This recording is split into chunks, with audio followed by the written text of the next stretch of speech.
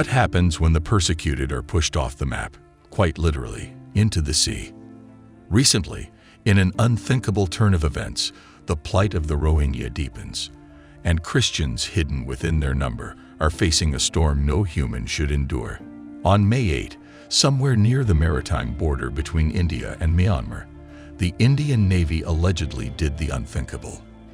They cast at least 40 Rohingya refugees into the sea with nothing but life jackets. Among them were elderly women, children, and 15 Christians. The chilling instruction: swim to Myanmar. According to the Associated Press, when the refugees were detained, they were blindfolded, restrained, and flown in secrecy to a military vessel, then dropped off like unwanted baggage into a geopolitical no man's land. These Christians, already rejected in their homeland for their faith, now face the horror of being denied protection by the very systems built to uphold international law. This isn't just a refugee story. This is a Christian story, a human story.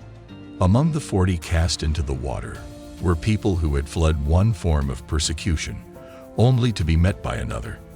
These are believers who converted from Islam to Christianity, a decision that made them targets both in Myanmar and in India. Their dual identity as Rohingya and as Christians has become their double-edged cross. Yet, in Psalm 146 verse 9, it is written, "The Lord watches over the foreigner and sustains the fatherless and the widow." The UN Special Rapporteur on Human Rights, Tom Andrews, called this a blatant violation of non-refoulement, a foundational principle in international law that protects refugees from being sent back to places of danger.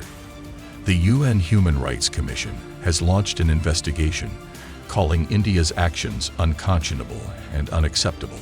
Families have filed a petition in India's Supreme Court demanding accountability and rescue.